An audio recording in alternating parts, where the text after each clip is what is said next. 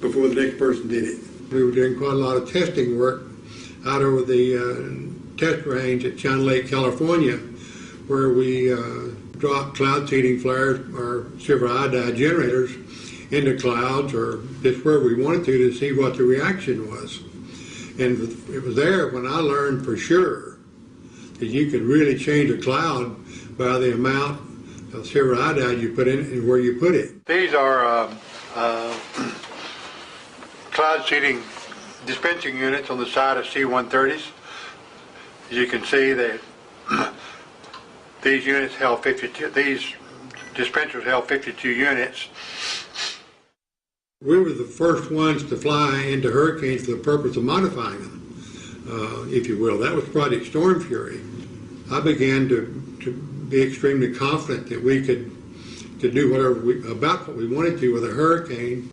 The Project Storm Fury had been going on since 1961, and they had already done, or had done, 2 experiments, one in 61 and 63. Well, by 1964, when I was there in 1964, I wrote the plan and started to have a track and a mission for every flight that was on the hurricane cloud seeding experiments. So we had documentation for everything. Operations at Project Storm Fury are very positive. His report said that we claim they should consider now. Okay, that's just a short excerpt from an interview I did 6 years ago with Ben Livingston, the father of weather weapons. We're just demonstrating this exists, the cloud seeding, how they do it, moving right along, back to Aaron Dykes, because this is all going on, and you're supposed to just worry about football all day or what Lindsay Lohan's doing. I'm sorry, because what they admit they're spraying is brain damaging the population, as neurological disorders go off the charts, as the honeybees die, you name it. Aaron Dykes, continue with your report while we show some footage of videos we were sent from around the world of the geoengineering program. But Alex, you said this is brain damage. I guess remember, this is all for global warming. It's for our own good.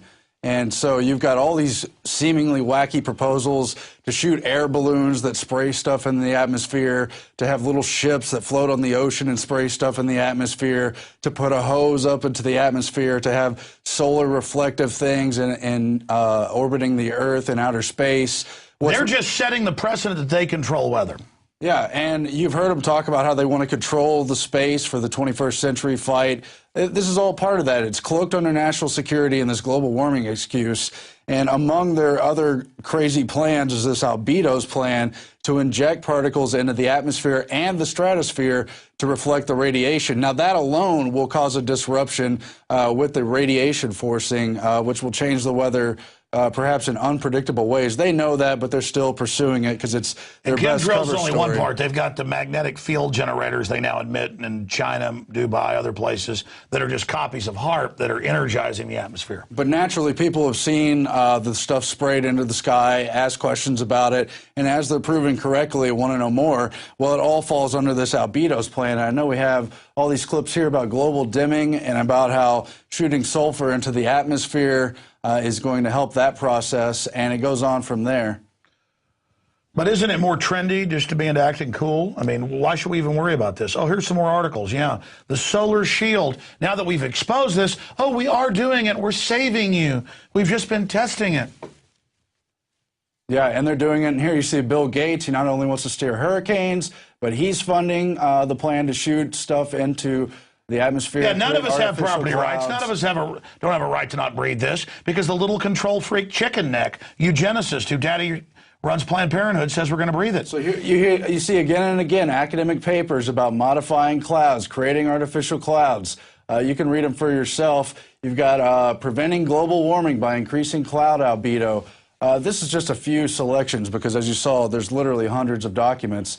But here, Paul Crutzen, he won a Nobel Prize, and he's very much at the forefront of this whole thing. He's talking about albedo enhancement through stratospheric sulfur injection. He admits they're going to shoot sulfur particles into the stratosphere and atmosphere to try to cool the planet. And that's one of the main proposals that's tied to this spraying from the planes, because you've also got this one from Jay Gorman about how the stratospheric injection of aerosols can be done with fuel additives, aviation fuel additives. The paper describes the selection and preliminary testing of chemicals that might be used as aviation fuel additives to inject these products, sulfur dioxide and micron-sized silica particles, into the stratosphere from commercial or military aircraft. They admit they're testing it, and when it's tested, they have... Well, this whole program they call testing, well, when is it coming up where they admit they mix it with the jet fuel, the patents? This is the one right here. Atmospheric testing could be started almost immediately. Separately, there's other patents where they kind of sketch out ways that they can mix powder and create contrails, such as this one. Here, guys, let's hit pause on that. Incredible job, Aaron. You've really overdone it as usual. You're calling this just the tip of the iceberg. This is quite an iceberg. Yeah, here's some of the patents on the jet engine and how it disperses the sulfur dioxide, the aluminum dioxide, so you can enjoy the massive increases in neurological disorders now plaguing everyone.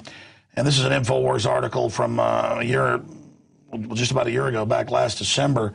And then it lists all the patents, 1619183204585. I mean, folks, don't. I think there's literally a couple hundred patents. Yeah, I mean, don't listen. Spend your time. I know TV said it was a conspiracy theory. Why don't you go to the U.S. government patent office? I mean, really, learn. But then people are going to nickel and dime that this wasn't the one they chose to go with. The point is, they have massive amounts of researchers. The point is, they admit they're testing it. When we learned the name of the passive aerosol program, we found out it's huge. It's going on. All I know is 15, 16 years ago, trails didn't sit there all day. They admit our Earth's dimming from this. Let's continue. Hurry. There's so much more. Well, there is a whole lot more. We have right now a clip from John P. Holdren, the Obama White House advisor, and then from Paul Crutzen, the guy who won a Nobel Prize for helping to push this We're going to get to that in a minute, but have we covered this global dimming plan yet? Yeah, we just played most of it. Okay, let's play Holdren and the loving Nobel Prize winner. This is the current White House science czar. They come up with this in the early 90s. They implement it right away with your tax money. A bunch of control freaks playing God. Here it is. We have to keep geoengineering on the table. We have to look at it very carefully because we might get desperate enough to want to use it. The danger, of course, with geoengineering is one I was referring to a moment ago. We don't understand the system well enough to predict its responses in detail. In the first place, we have to reduce the emissions of carbon dioxide in the atmosphere.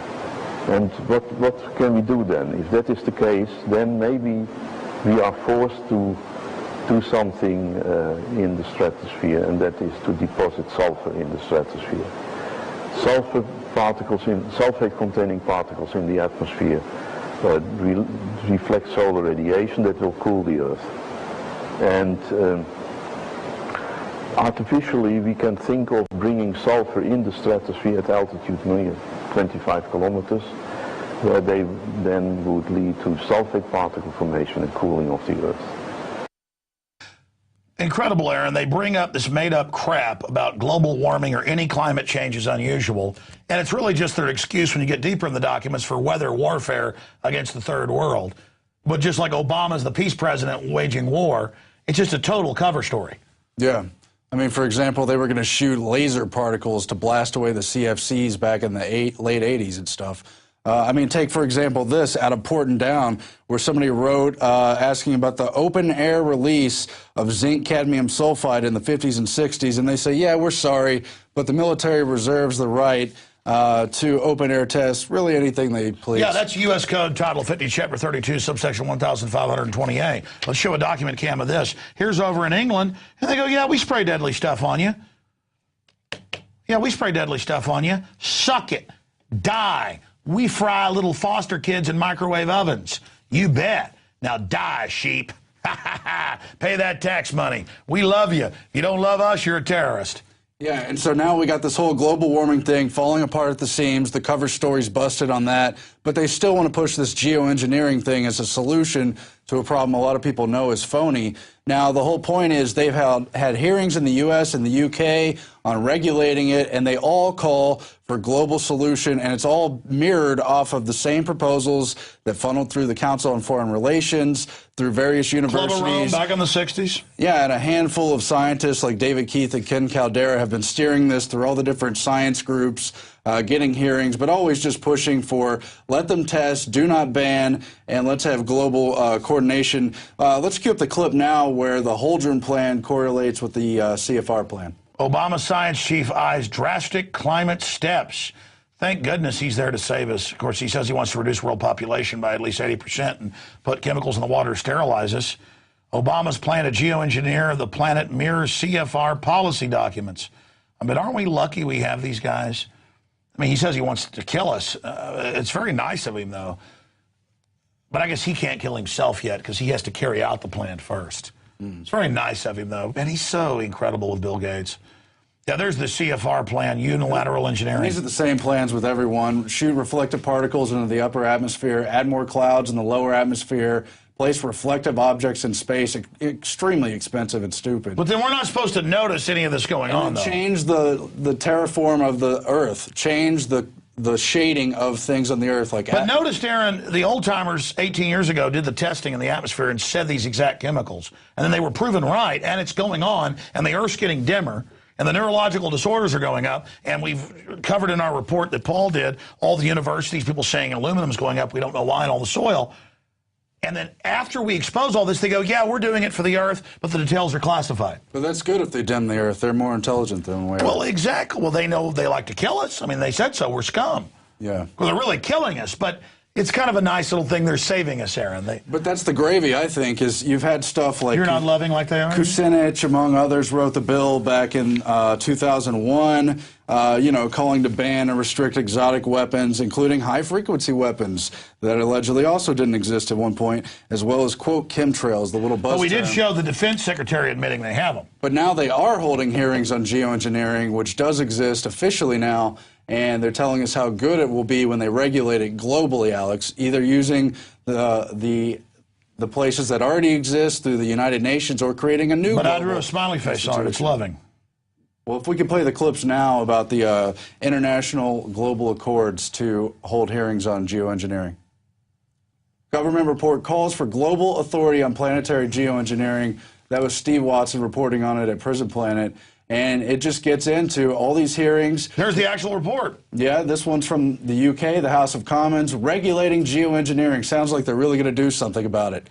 They're going to make sure they're allowed to spray us with aluminum. They go on to explain how they have a joint agreement with the U.S. and that their committees have gotten together and agreed on geoengineering. They recognize there could be dangers, of course, Alex, but they need an international regulatory arrangement for geoengineering, as you can see here. And to make it all legal that they're killing us and cutting the water off to Africa and Latin America. Yeah. And then here how currently it's not subject to regulation. They admit there's no regulation to the testing going on right now. That means they're doing it, Alex. If you read between the lines. No, they admit they've been doing the testing. You can go pull up thousands of reports of it. But again, none of these documents exist. It's all a pipe dream. But here's the regulations. More international regulation between the U.S.-UK deal. Here's from the House of Commons. They talk about the transboundary implications of dealing with these new technologies. But as the CFR said, we'll just do unilateral global. Yeah, well, they'll do both. And they got drones bombing everybody anyways in countries, killing them. I mean, why not? They can't ban it or create a regulatory framework because the technology is not sufficiently predictable. And they explain, too, how cloud seeding will be included in this, and they're going to have to come up with a legalese definition for geoengineering. And again, what I'm showing is different reports that all call for international agreements. This one out of the Congressional Research Service. They had all kinds of different... No, this goes on in the real world, and then we're all supposed to watch CNN and Fox and hear Glenn Beck make fun of us and tell us none of that exists. Kind of like there wasn't a Bank of the World or a CFR or a Bilderberg Group. Now they admit it all. But the global government's to save us, Aaron, run by the very banks that implemented it all. And, of course, you know who's pushing all these genetically modified crops, the stuff they're pushing on sterilize all the animals that eat them, and we see our fertility dropping. But, again, these are nice people. I mean, they openly write papers about how they want to kill us. We should just trust them. I mean, everything's fine, Aaron. They have all these patents where they're mixing it with the jet fuel. I mean, so what? These are good people. There's so many documents, it was really difficult to narrow see, that's down, that last video was a contrail versus a chemtrail. See that? See, the real trail is dissipating. Amazing. Aaron, we're almost out of time. We'll do a part 2 on this. This is incredible. Run through the rest of it. Well, that's all I have for today, really, but you can see where they admit the Earth is getting more dim by a significant amount. What do you here's have in the this little chemtrails. box? Just hundreds of other proposals, academic papers, a few more patents. But it doesn't exist? A few more government hearings. I mean, if you even question them,